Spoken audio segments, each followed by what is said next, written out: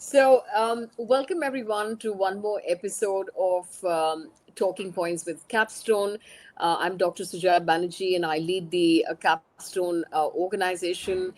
We've had a very exciting year, and as you know, we kind of bring in perspectives that we see at our client end. We the kind of themes that are sort of preoccupying people in the areas of talent and leadership and capability building. And so, this is a theme that has persisted over a period of time. And, some of my co-panelists on this conversation, we were just exchanging notes before we went live on, what we experienced 20 years ago and, what it is that we're seeing in some of these threads that we're seeing persisting over a period of time. But we'll come to that in a bit. When the map does not speak to the terrain, and that's the theme of what it is that we're going to basically use talking points for this afternoon. And to join me in this conversation, I'm really delighted to be able to introduce Viraj Verma. And Viraj has been a very sort of leading faculty at IIM Ranchi and in the OB space and in the people development space. And, it's really a pleasure and an honor, Viraj, to have you join us on Talking Points today. He's tenured faculty OB and HRM at IIM Ranchi. And, with Viraj, I have the pleasure of introducing Ambika Chaturvedi. She's the Vice President and Head of HR of Ashoka University. And, we really thought of being able to bring this question in squarely to people from academia, really. So, and who also have a people responsibility around academia, a view on organizational behavior and what the people capability perspective would be, particularly because they influence entry level talent and the quality of people that you actually go out and hire. And I thought it'd be best to be able to ask them some of these rather sticky questions and therefore the topic of what we're talking about today, which is when the map does not speak to the terrain. And so, first of all, welcome Viraj and welcome Ambika. Thank Very you. very Pleasure delighted being to have here. you. So Glad we to be get here. started straight. Thank you, thank you. So we'll start straight away, squarely by being able to get to the challenge for why it is that we're meeting here today to be able to discuss this. So when we're talking about the map, we're talking about the kind of the honor and the kind of respect that you have for education. And so education has traditionally been treated as the map that guides you, the map that enables you, the map that directs you. And given the fact that in the last couple of years, and I would almost say this has been persisting for over a decade, where there is open dialogue around the disconnect that employers particularly experience between what they believe that the talent coming out of schools have learned or have studied or have specialized in, and the lack of connection that they can see them experience once they were in the workplace. And while there's a bridge that's always required to be able to make talent productive, the truth is that the disconnect is becoming more and more apparent with every passing year. And so, before I bring you in to ask you what you think about this, I'm just going to try and elaborate on this a bit on what is the disconnect. And I think disconnect is not only your subject matter knowledge, and whether that has improved or has sort of, evolved with changing times, but you're clearly hiring talent. And I'm literally talking about across disciplines when we're talking about this, is that you're hiring talent in times of constant change. You're hiring talent at a time of uncertainty, where there is enough and more research that is going around on what it makes, what people really require in terms of mindsets and skill sets to be able to succeed in the 21st century. There's like a volumes of data around, the future of work and how the workplace has basically so significantly changed over a period of time and how technology has been a disruptor and so on. And I think the big question that really looms large here is that, there is enough literature and research that's around. What stops us from being able to integrate or attempt to understand the ecosystem in which people are now going to be able to work. When I'm saying now, I really mean for the last over a decade now, where obviously the disconnects become very, very apparent. And I think the people who show up as not confident, not useful, and not happy, and I think it's created a whole set of negative dynamics in terms of getting young talent to be able to integrate in workplaces, or for organizations to feel gratified for having brought in the young talent into the organization. I think it's kind of changed very significantly the entire dynamic of bringing in young talent, which used to be a space of joy. Remember that you bring in young people and they're starting their careers, and we kind of have these people coming in and contributing, and instead set them on a back foot, on kind of a disadvantage that is very difficult to make up over a period of time, because you're completely disconnected, and you've come into an environment where there are expectations from you, where you're almost looking bewildered, and the surprise and the confusion and the anger perhaps manifest in not enjoying the experience of work to begin with, but to also kind of create conflict in early job situations. So this is a lose-lose for everyone. And so I'm really going to start off by asking the two of you, what is your own view on this to begin with? And I'm interested to know whether, is the purpose of education, is that how education or academia sees themselves? Is your purpose to be able to create lifelong learning skills, or you believe that you need to create preparedness and readiness for the workplace? So I'll start with that, whether we have a confusion in believing that when you say you come in as a electrical engineer, or you say you come in as an MBA in HR, are the employers mistaken that you would know this subject, or you would have a fair amount of at least basic knowledge of what it is that you have spent 2 years doing, if it's a postgraduate program, or you spend 4 years doing, if it's a technical program? Is it lifelong learning capabilities that academia believes that they are imparting, or is this supposed to be workplace skills? Is it readiness for work? So I leave that as my first question with both of you. Yeah, Ambika, please go ahead. Ladies first. Okay, sure. Thanks, Viraj. Thanks. So, Suja, I'm going to answer this question in two parts of it, right? One, of course, that the idea of education in the academic institution is really to educate students to think, question, ask, learn, right?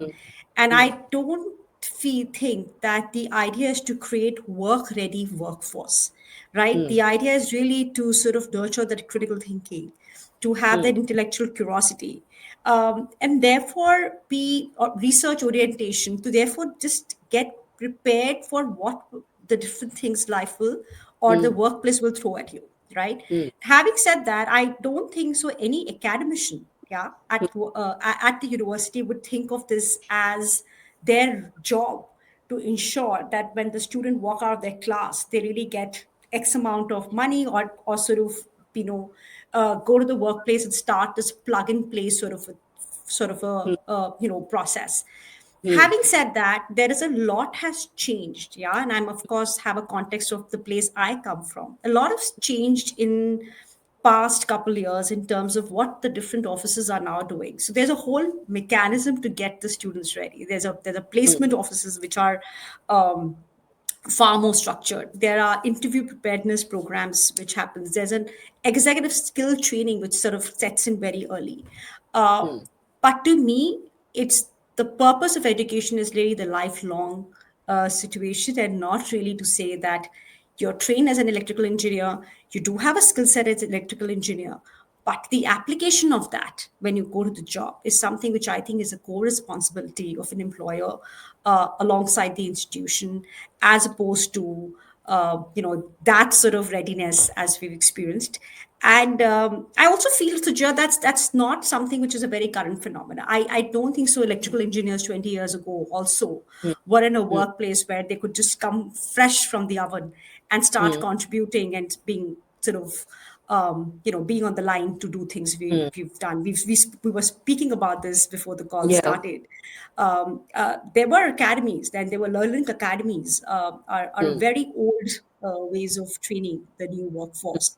The problem is really now is here and now, the scale, the speed to market, uh, those dynamics changing as creating a lot of friction, or not even a friction, like just a tension today, which begs this question, but a very relevant and an interesting question. Hmm. So I want to turn this over to Viraj. So, Ambika is saying that, it is indeed lifelong learning, which means we teach people how to learn. And, they will require bridge programs to become productive in the workplace and so on. And I think the biggest criticism of people coming out of academic schools and even leading academic schools at this time is indeed their inability to demonstrate growth mindsets. And that was what I was alluding to in the preamble, which is that, surely there is enough data research to be able to tell you that the world has changed. All the dynamism we're talking about in terms of living in a very different world is as much known to the academia. And I'm wondering, what is it that we're not doing enough of for employers to not experience even the growth mindsets that we should typically expect from people who are coming in fresh out of the oven, as Ambika says, with at least the orientation to have perhaps they demonstrate resilience, or to be able to demonstrate the discipline that, and perhaps greater maturity to be able to take things on if you are indeed the lifelong learner. So I leave this with you with the first question as well, if you have a response, on that, which is, do you agree that the map's not speaking to the terrain?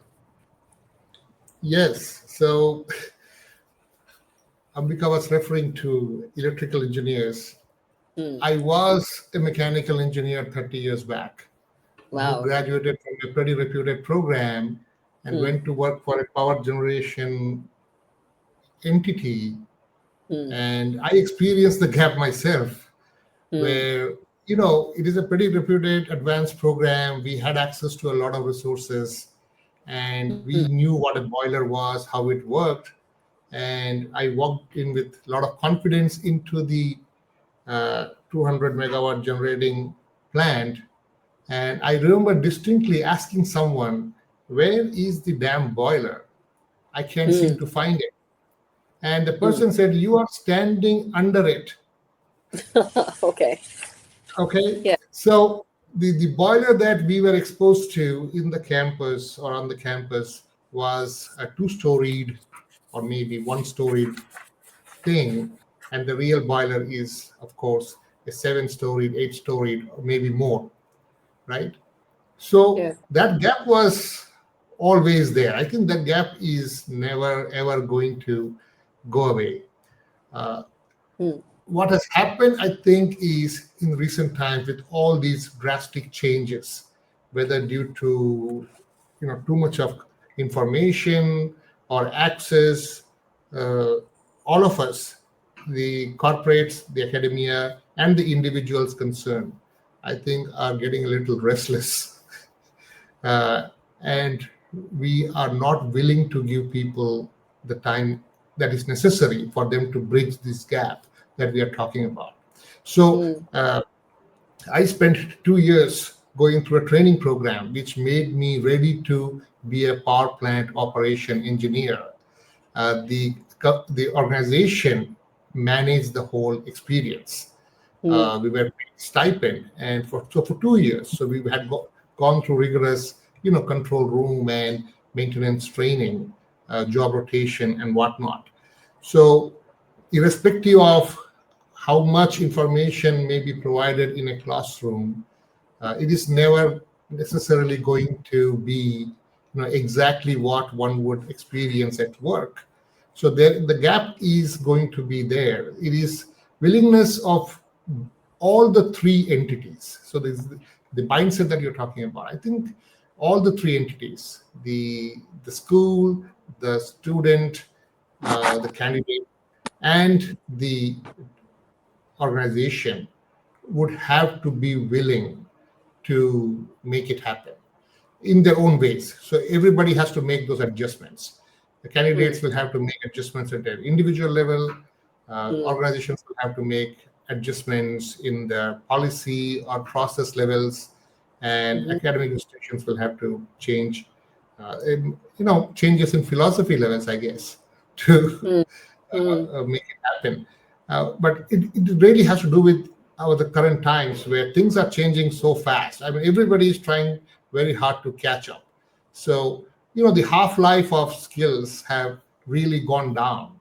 So, 30 years back, if you were an electrical engineer, you didn't have to worry about anything. You could spend 30 years of your career working in that power station, and you could update yourself slowly and still be relevant.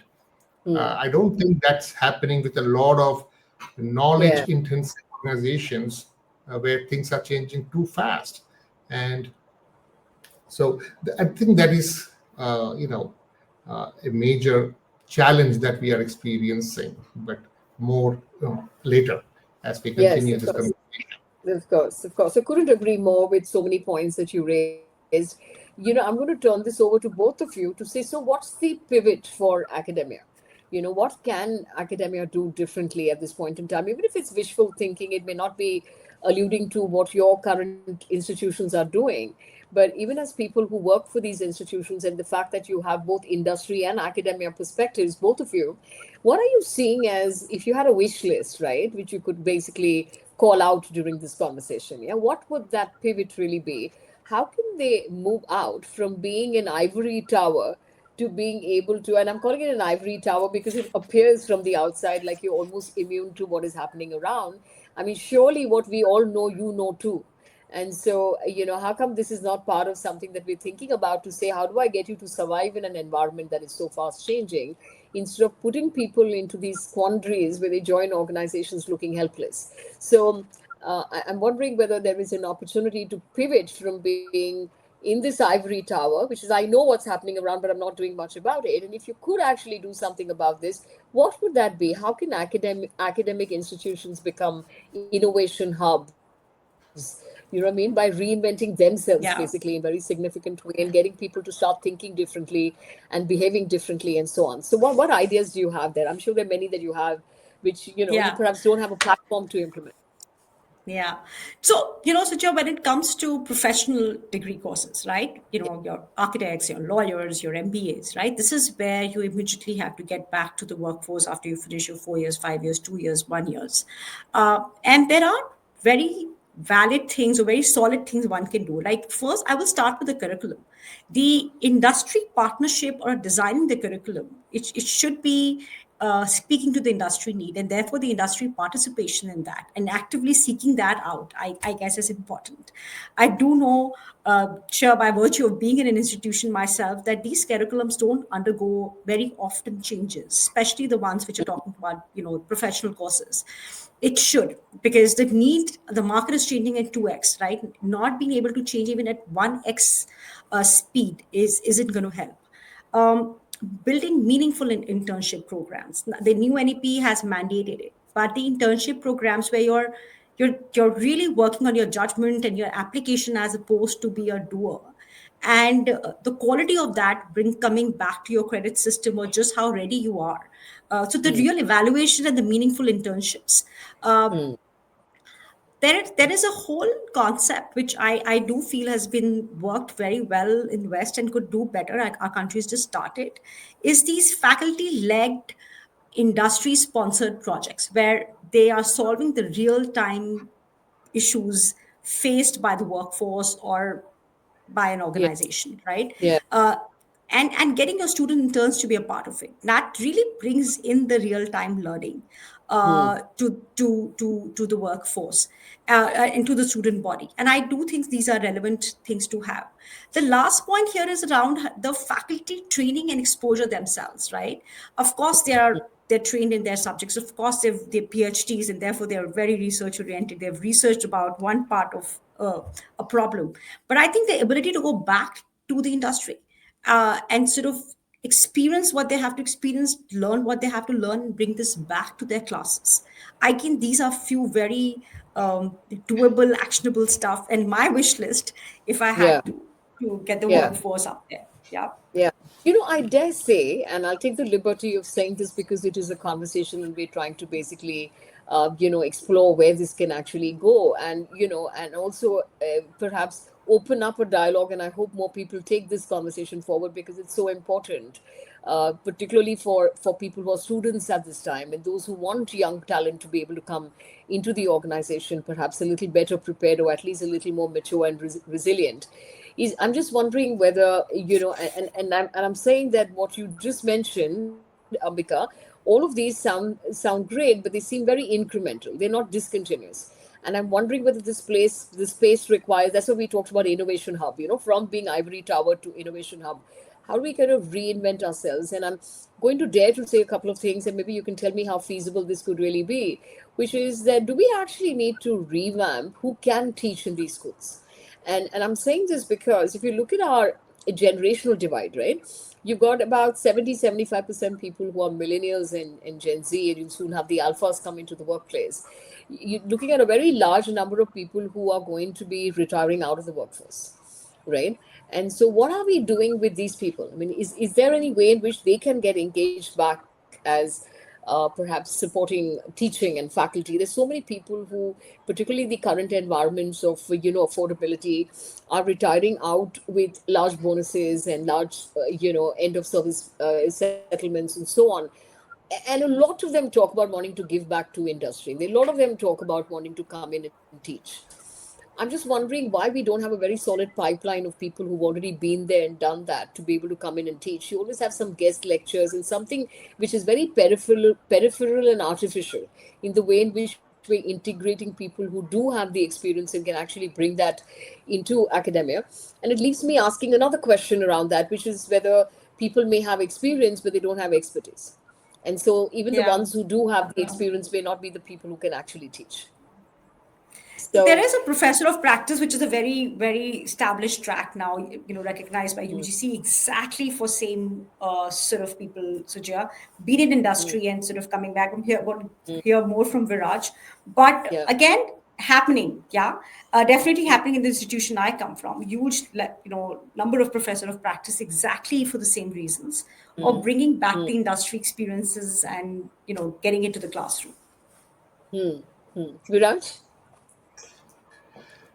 Yeah, so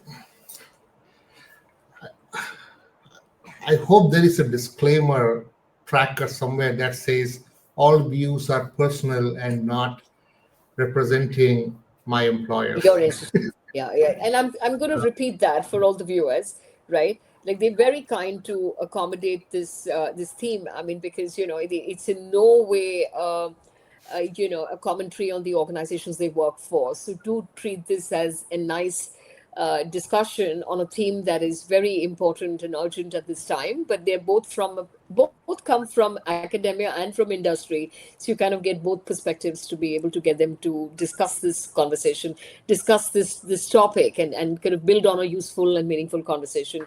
But disclaimer on the universities or the organizations, the institutions that they belong to right now. Yeah, so the reason I mentioned the disclaimer is nothing serious. It Hmm. is just that there are experiences that we have on campus, and then there are things that uh, we hear about other places. So Hmm. sometimes, it is difficult when we jump from one example to the other. People get confused. Who are they talking about? Uh, I want to spend 2 minutes talking about the ivory tower reference that you had. I Hmm. don't know of how many academic institutions of higher education are actually ivory towers. Uh, Okay. so, say the IIMs, IITs, and maybe a few top private universities and a couple of NITs, maybe, uh, might have that ivory tower mindset. But for the large chunk of academic institutions that are churning out graduates, both undergraduate and postgraduates, I don't know if they have this ivory tower thing because Hmm. faculty experience and the focus and the curriculum are not anything to do with being exclusive. Hmm. So, but the ivory tower part is kind of responsible because in recent times, at least in the Indian context, in the Western context for maybe 3 decades now, this whole publish or perish philosophy has taken over in a very Hmm. serious way, Hmm. where Hmm. in a lot of universities I have been in the past, or even in certain IIMs now, research is kind of all that matters because Hmm. it you know reputation, ranking, and a lot of other rewards that the organizations get are based on the research that they do. Individuals as well, not just institutions, but individuals as well. So people have to always make a decision about how am I going to invest the next 1 hour of my life? What will give me the best returns? And somewhere, somehow, many activities that we do for research uh, tend to be not very practice oriented. You can blame the journals for that, the audience. It is like each mm, of us pat our backs and say, did a good job. You wrote mm, something that nobody understands, and congratulations on that. Uh, so that has increased, at least in the Indian context, in the last a decade, maybe it has seriously increased. The second issue, I think, is at the same time, organizations also are dealing with this whole buy or build dilemma, where everybody wants to get the best person for the job immediately, right away, yesterday, okay, mm, without thinking about what is really good for the organization long term. So both of these philosophies in two separate institutions are happening parallelly, mm, which is kind of to blame for this situation that we are in, where uh, academic community is happy publishing, churning out journals. Our rankings are just going up based on how many A-star journals we have published, how many citations we have, Stanford mm, 2% researchers. That is all we care. And industry also is looking for, the whole idea of entry level job is kind of, in my opinion, industry is confused with that whole definition of what an entry level position should be.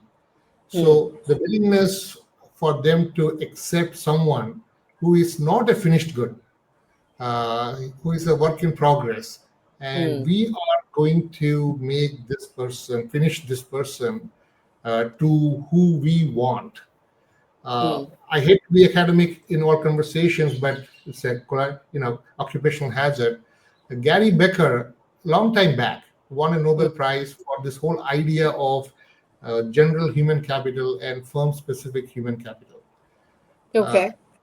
Going back to where Ambika started, is academic institutions should be held responsible for generating general human capital. Uh, it is for the organizations to figure out how am I going to transfer this into firm specific human capital. Mm, And that will not happen in 2 days. So there is a whole mm, lot of socialization, how things work around here. mm, And the focus of leadership in mm. creating the next generation of leaders uh, is Yes. really important, without which this is seem to be not going anywhere.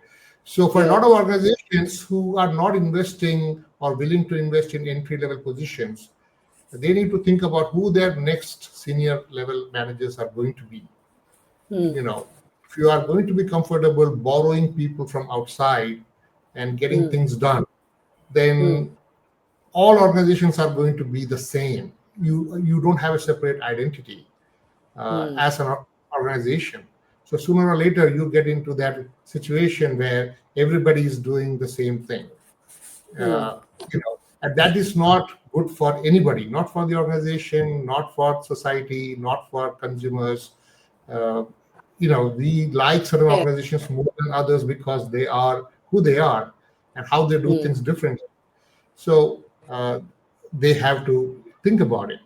Now, going back to how to make the collaboration happen, of course, professional practice is a very popular concept that a lot of institutions are trying to establish. We are confused also in mm, terms of how to make it happen because there mm, are egos involved. Uh, I have a PhD that I worked very hard for, and I went through the whole trouble of tenure, meeting requirements, playing the game or whatever to become a professor. And then somebody who never went through any of that experience walks in the same comparable rank. mm, That's a very tricky thing. It's the same with industry also, right? If I mm, taught for 15 years and I insisted that a consulting firm hire me as a partner, uh, Yeah. uh, partner of theory, how welcoming or realistic would Yeah. that be? So Hmm. it is not a very seamless process right now, but Yeah. it is changing. People are becoming more and more open because we realize that because we have to place our graduates. So Hmm. we are doing things. You mentioned something about being incremental. Personally, I don't know if there is any other way to go about it. A Hmm. drastic, jumpstart initiative may Hmm. sound interesting, but incremental is probably incremental but sure way Hmm. is probably the way to go. So we don't address it tomorrow, but we hopefully will address it in sometime soon. So Hmm. uh, some things that we are doing here, for example, is the last term of the MBA. All courses are mandatorily required to be interdisciplinary. So Hmm. no area can teach an elective. We have to work Hmm. with other area members. So Hmm. I was teaching a course on employer branding where I worked with the marketing faculty. Or somebody was teaching digital transformation in HR, working with an IS or IT faculty. And Hmm. many of these courses somehow evolved to a point where there were three people teaching them. So for a 30-hour course, 10 hours were taught by HR, 10 hours by taught by marketing, and the remaining 10 hours we brought a practitioner to cover the last 10 hours, right? So it was not by design, I believe. It just happened that people Hmm. realized that it would be good to have a practitioner also. To the Yeah. point where there are now courses where an HR professor is working with a technology practitioner to teach AI in HR, for example, right? So it looks an incremental change, but if you think about the legacy of the Yeah. curriculum, it Yeah. is a major change for us inside, and Hmm. hopefully, it will help people figure out, Hmm. what skills they need to focus on. Hmm. I'm going to stop here because Yeah. we will. Yeah. I'll just continue speaking if I'll not stop. I So know. let's Yeah, let's no, no. I move mean, on. it is a very wide topic, and it's just touching so many boundaries, really. So, so while you were speaking, what I was thinking about was that when I said, "Can you do something discontinuous?" It wasn't just about being able to bring in faculty that's different, which can become a game changer. But I'm talking more about, for example, we change the way we teach the curriculum, or we change the curriculum itself. We kind of erase the bar on on behaviors and so while we have mindsets and skill sets, we want certain kind of behaviors to manifest. For example, one of the biggest challenge with young professionals coming into organizations at this point, and this is to your point on life skills, or perhaps lifelong learning orientation, or learning how to learn, is what we're actually offering to these people. And I think one of the biggest criticisms of young talent, particularly in current time, has been poor work ethic. And I'm saying that surely that there could be mechanisms of, during when you have them for 4 years, you have them for 3 years, that you hold them accountable for what it is that they're supposed to be delivering or not, or you penalize them significantly if they didn't. And I'm just wondering whether the provider of services versus to customer is perhaps where this relationship has transitioned in many universities and in many academic institutions, where because of the nature of the fees and the investment that the student is making, there is a sense of wanting to receive services like a customer. And so therefore now the customer doesn't get held accountable for what it is that the customer is doing or not doing enough. And I'm wondering whether that orientation, and of course that's a bigger discussion, but I'm saying, wondering whether that orientation is in the way of wanting to basically raise the bar on what you can do to continue being our student. Yeah.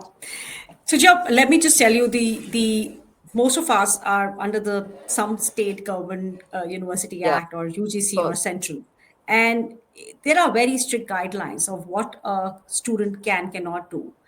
Hmm. In most of the institutions, students, almost all the institutions, students are never a customer. The customer for the university, for the institution, is really the recruiter, right? The places where they really go and get placed. And therefore, there is no question of treating a student like a customer. Now, this topic you touched about work ethics and just the entitled Yeah. young workforce or students is a different conversation altogether. I mean, if you really spend a day with any university administrator or faculty body, they'll tell you the kind of challenges one has to go through to keep them safe, to keep them engaged, to keep them curious, to keep them healthy, is a conversation for another time, right?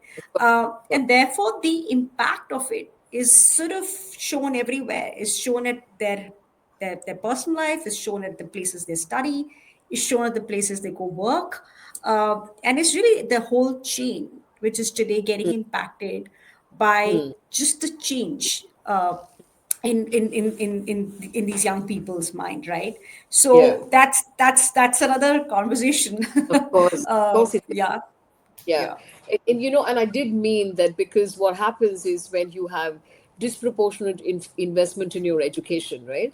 And I'm all obviously alluding to the MBA program, which has now become a very expensive program to be able to go through.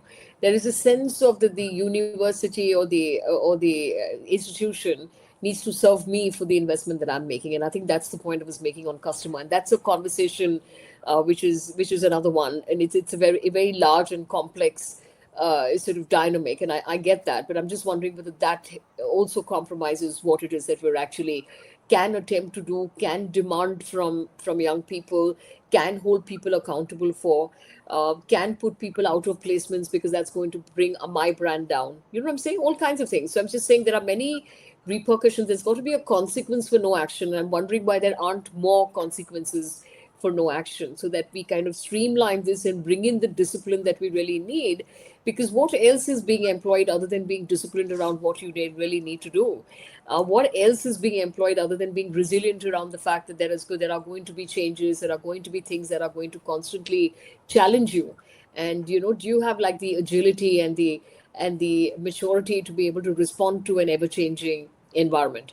But let's change the question, and I think I'm keen to, because we're going to be on the hour shortly. I'm very keen to understand from both of you that if you had a chance, I'm going to reverse this now. If you had the chance to be able to influence what should be the bridge program for people who are coming out of young professionals coming out of schools, what should the employer do? I mean, do you have recommendations for employers who are on the call today? And curious to know that you are at the academia end. What do you think? Because there's a lot of presumption here. Yeah, the employers thinking that the institution's done what's required, and that there are many things that this person's already been sort of trained to or oriented towards and so on, which may not be true.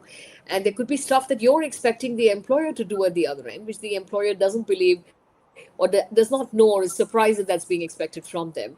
So we'll try and end that today. Okay, what should employers be doing, in your perspective, to be able to build that meaningful bridge? And we're saying we're providing you people who come in not with readiness. That readiness you got to be able to create, but we're bringing in people. What you're taking from our universities or from our schools are people who know how to learn. There are people who have the ability to be able to learn fast, and you will benefit, because what you need to be able to do for them, they'll be able to climb up that curve quickly, sooner than later, to be able to become productive people within your organization.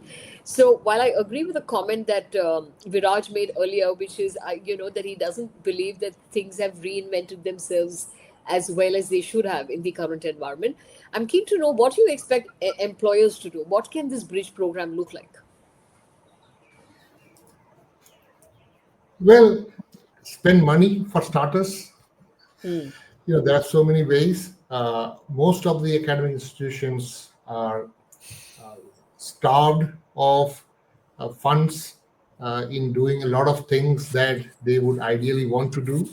So, major collaborations are always a good idea, particularly if you identify the kind of institution that graduates people that fits your idea of your future employee. engage with those institutions as early as one can.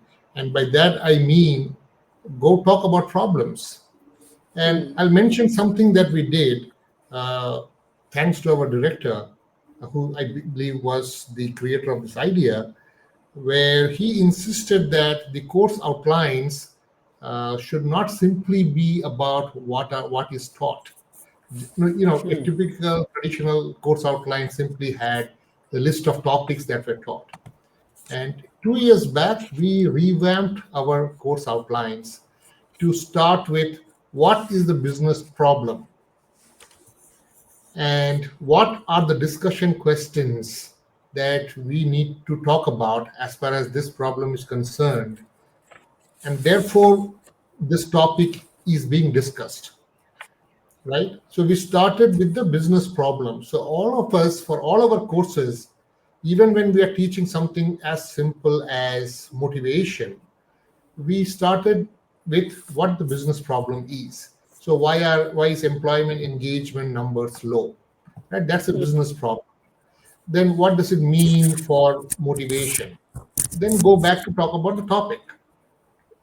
That itself, I think, reoriented a lot of us to focus more on why does this topic discussion matter from for a future employer.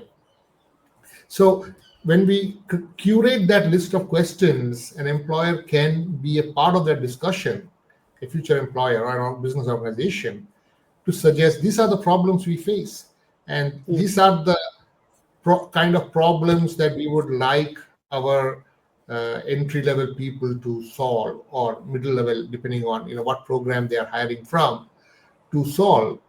And then talk about specific needs that they might have. So it is not always possible to contextualize a program for a particular employer, but at least knowing what the specific needs will help, you know, uh, tailor certain part of the curriculum to help that need. In many cases, what happens is, I think this is where the real struggle comes, is in terms of evaluation and assessment of those skills. Because most of the time, we don't know, and by we, I mean both the practitioner and us in academia, we don't necessarily know what is the best measure of skill. So we end up using proxies, right? So we may be teaching negotiation skill, which is a skill, but it goes back to, are you measuring extraversion or persuasion? What is it that you are really measuring? And those skills may manifest in different ways in different contexts, at workplace. So helping with that assessment, I think, will be a real contribution, because then uh, we are forced to go back to think about what are we testing people on, and then go back to one step and say how are we preparing people for those evaluations, right? So that is one way. The second is there's the idea of faculty externship, where people who have been teaching for some time on topics, Yes. they, just like students, can go spend a whole summer working with a business organization Yeah. and know about the practicality of whatever they have been studying as a researcher or a teacher, and maybe come back with better examples Yeah. to make things more relevant to in the class discussions. So that's definitely something. uh, Yeah. Funding is important, whether you Yeah. talk about projects. We talk about live projects, virtual projects are happening all the time now. It's Yeah. almost a constant part of student life in large campuses. Yeah. So maybe actively participate in those initiatives. I would say these are some of the ways where they can do it. Hmm. Hmm. Absolutely. Couldn't agree more. We have DK Bakshi who's saying, I am believer of total reskill, upskill, special skill, transformative skill. So, he's talking about sort of really not just upskilling, but reskilling and reinventing and sort of, being more innovative in short in all the touch points. And, to your point on the externships that you spoke about, I do know a lot of schools invest in that. And I think that's a great idea. I'm sure there is huge value add. And I'm told that there is indeed great value add when the faculty does return to teach people after having worked in industry. I think also the idea on being able to create problem statements and getting people to be able to work around that is so much more powerful than teaching them theory and stuff like that. So I think I can see that there is some sort of cognition of this challenge. Can I ask you, even before Ambika returns back, that how acutely is this understood in the? I mean, is this part of conversations internally on how do we make people more ready? You know what I mean? Is this because she did mention that there are groups that are already working on things like that? So, Yeah. notwithstanding that your commitment is lifelong learning and creating high quality learners, is this something that's bothering people inside schools? Are they working on this practically? Yeah, absolutely. I think, fortunately or unfortunately, uh, here is the deal.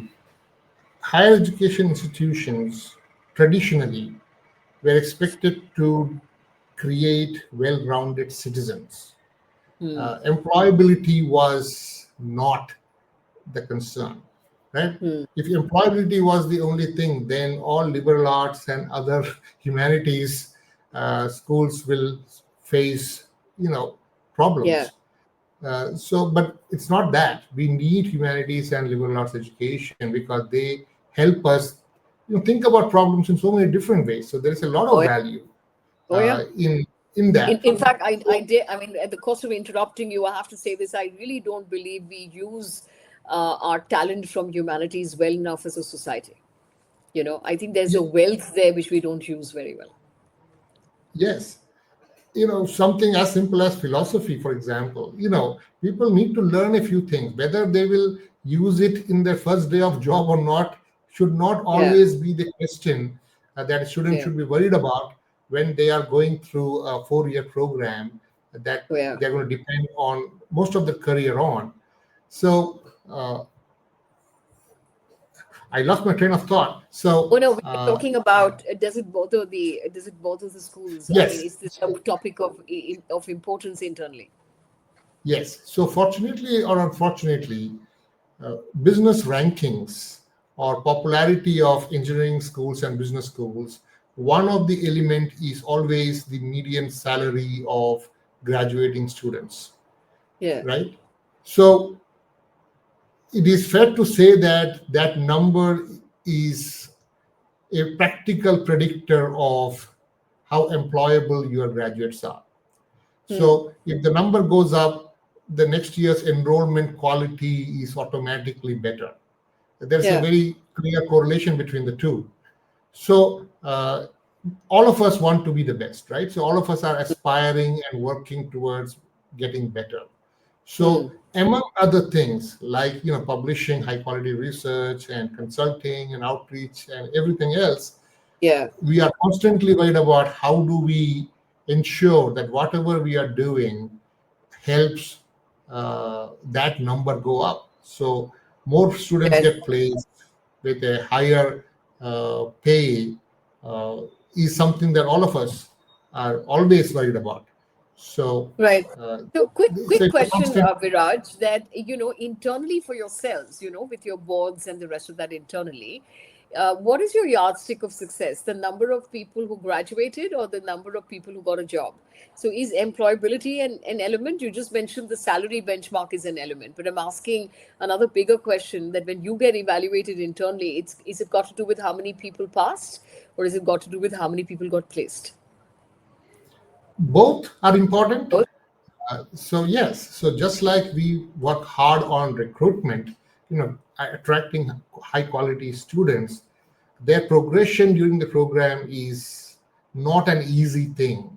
So it is Hmm. not a simple where you get in and you will get out. So Hmm. it is a pretty rigorous process. They have to really work hard to move to the next term and the next year, Hmm. right? So we are worried about, and so far, I think we have not got to a point where we are worried about graduation rates. I Yeah. think undergraduate programs probably have to worry so much. MBA Mm. students, particularly in a campus like ours, most of them are bright and motivated, so they will do everything to Mm. make sure that they have the numbers to graduate. Mm. Uh, but they also want to be employable, Mm. right? So, and that's a different challenge because everything is not in the control of us on campus. Things change Yeah. outside, US Yeah. economy, tariff, or whatever happens, and suddenly the recruiters are slow in coming, right? So, and I'm not trying to shift the responsibility here. I'm just saying Of that course. that's an example of a factor that is not really in anybody's control. So totally focusing on that uh, might be misplaced, Yeah. because it's like teaching everybody to be an expert in Python programming, Yeah. only to realize that people have moved on from Python and have moved on to some other thing. Then Yeah. what do these people then focus on, right? Mm. So instead, we teach them programming and train them on algorithms, so that even if they move from Python to some other snake, for example, Anaconda, Mm. they will at least be able to figure it out Yeah. and be successful. Right, right. No, all good points. And, I agree with a lot of what you just raised right now. I'm just wanting to move this over to Ambika. I understand she's having trouble with her camera, but we'll try and ask her to be able to unmute and come in. So, Ambika, our question has been around how is your academic institution rated? Is it by the number of people who pass or the number of people who get placed? So, is employability a criteria to be able to evaluate whether you're doing well? I mean, Virat, can everyone hear me well? Yeah, yeah, yeah. We can hear you. Yes. Yes. Perfect. No, so Viraj did say, so the academic institution and the ranking system, etc., have a lot of parameters to it, right? Yeah. And student outcome is one of the parameter, but not the only parameter. And Mm. therefore, is the institution ranked well? It does not only depend on what's the employability of the institution. However, in a public perception, I do agree, so it's very important to ensure that your students are placed. Not only they are placed, I think the parameters are what kind of organizations they are getting placed, are the average salaries increasing every year, what's the quality of roles these people are sort of going to, what's the tenure they spend in the organization. So all of that are very important conversations. There are offices, at least I can speak on behalf of Ashoka, there are offices which are responsible for doing this, Mm. and their success is tied to all of these matrix of success. So therefore, yes, I think it's very important for institution to own the fact that the employability of these students are there once they finish the course. To your point of are they ready or a plug and play sort of a skill Yeah. set, that is to Viraj's points is WIP. I don't think so. That is, however, true. Yeah. Yeah. Before we close out, for the day, I think DK Bakshi has another comment, so I'll just take that first. B schools and universities must go through a process of antardarshan with students during the course and ensure their capability to be employed. Many B schools fail to do this. Can B schools really work on this idea? So, I don't know if either of you understand the process of antardarshan. I don't. If you know what this is, then maybe either both of you can come in. Yeah.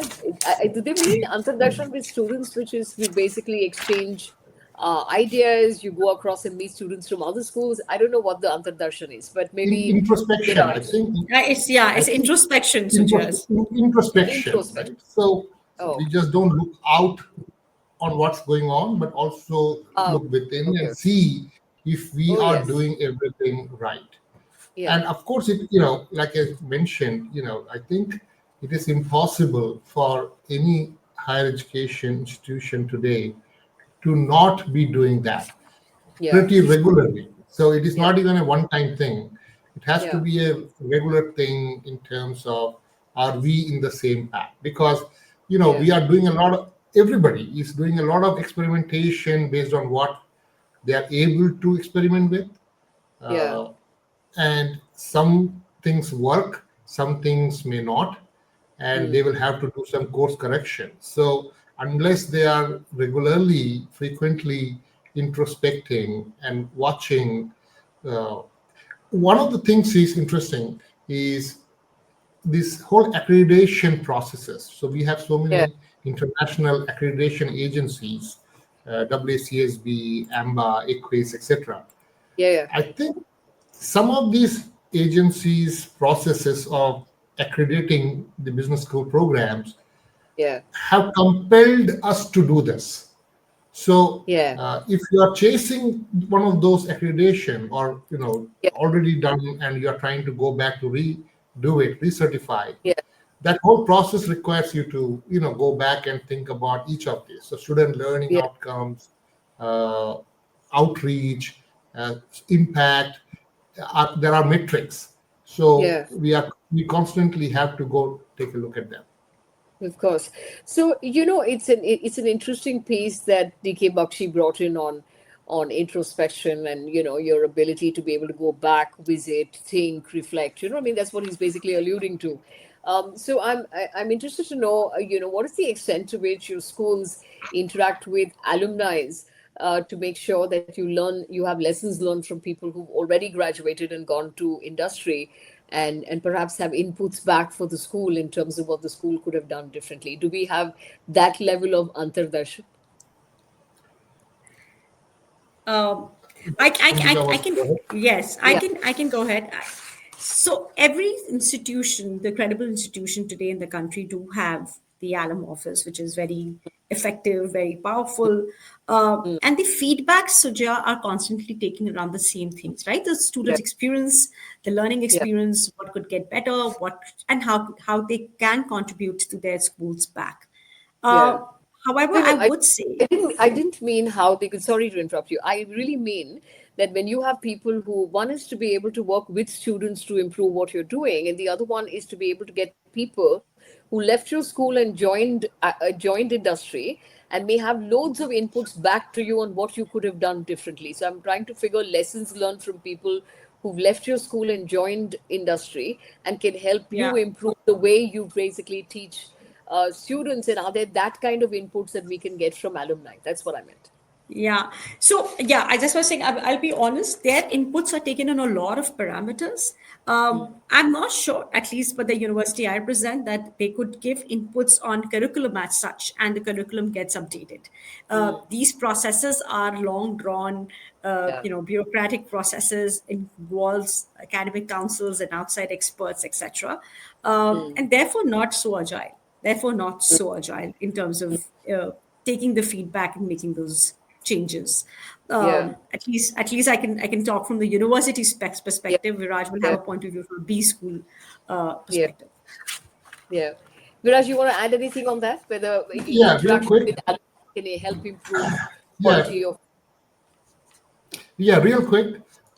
We have alumni reunion meets, homecoming, and events like that. And during all of those events, there are panel discussions, formal and informal, where they talk about how to, what to do and what not to do, etc. In one of the universities I taught prior to this, they had a system where they sent surveys to the employers asking, Mm. you hired from us on so and so year, these are the people names, please send us a performance report, kind of a thing. How well Mm. are they doing? How happy Mm. are you with the Mm. quality? What can we do to improve the Mm. quality? Mm. I Mm. think that was a real cool idea, Yeah. to involve the employers in the process of sharing their Yeah. satisfaction, or what we can do to That, improve that experience. yeah. Yeah, yeah. No, I'm just saying that, look, we're just throwing up a lot of things here, and this ought to be a conversation at scale, really, to be able to really make some meaningful impact. But it's been wonderful talking to you and Ambika. We've got Sahil Nair here, and he's influencer in the HR space. So maybe we should use people like that to be able to magnify what we're discussing here. And he's asking, why is that alumni find it so difficult to find time, come back and make a difference at scale? And I couldn't agree more. I think that's such a powerful way of being able to speed up what we're talking about today, which is really to be able to also bring in people who already went out of the school, know how the school was teaching, knows how the ways of the school, and wants to value add. And I think that's what your lifelong learning is really all about, that you never lose touch with your educational institutions and you add value back even after you're out doing your own thing. So obviously all lots of ideas here, and some things work in progress, but I think it's been great to have the kind of candor we've got from both you and Ambika to be able to come out and say what's already happening, what is possible, what are opportunities. Delighted to know that some of the things are work in progress, which is, we're on the same page. And I think that this is something that needs to work in a partnership, really, and multiple stakeholders partnering together to be able to make this possible. I think, like I described at the start, it's a very unfortunate start to your career when you start on a back foot, or your first experience of work is really unpleasant. And I think that, and lot of people who now want to look at being able to be self-employed because the experience has been so poor that you don't want to go back to be able to try it again. Also, more patience, like you were pointing out, and to do the bridge programs, which Ambika and I were discussing earlier, which, so many years ago we had a bridge program. We never took, to your experience of being an engineer as well. You say you had a 2-year bridge program before you actually came into a job to become productive. So really to put in the effort to be able to create these bridges and to be able to convert this into success. To me, when I hear about toxic workplaces or toxic boss, it's very disheartening, because work is where we met our mentors. Work is where people, made us capable of being able to contribute. We always went with a skip in our step to work. So I'm really hoping that all these conversations contribute back again in terms of being able to make people, including, the young ones who are making their way to the workplace, to really enjoy that experience and to look forward to the experience and come back every day for more. So I think with that, thank you, Viraj. Lovely talking to you. Ambika, thank you for persisting despite your camera crashing. So thank you very Thank much you. for that. And, I'm looking forward to continuing this conversation in different forms and maybe bringing in some more voices so that, we can be able to articulate a few concrete solutions to this. I think we did talk about a few, but some really concrete solutions, and perhaps even take this dialogue forward to be able to create perhaps a forum for academia to be able to participate actively in with industry so that we're able to create an impact and make a difference. But I think this has been wonderful. It was a question we were asking ourselves for a long time, which is, especially as people who do work in the space of talent and culture and leadership capability, which is, what do you do in an environment where increasingly there is so much of, disappointment around the map not speaking to the terrain. So it's great to know so much work happening at your end, and there's obviously more to be done. Thank you, everyone, for staying on. I know we exceeded a bit, but this topic has no end, really. This needs to continue into many more conversations. So thank you for being here, Viraj. Thank you, Ambika. One more time, Thank you. for both of them to say this with to participate and come in with their views with a disclaimer that it does not have anything to do with the very prestigious schools both of them represent. But thank you for participating in this, and we look forward to having you again on more talking points. So take care. Have Thank a you. great evening, everyone. Thank And you. thank you, everybody, for being here. Take care. Bye bye. Thank you. Bye. Thanks. Bye. Bye.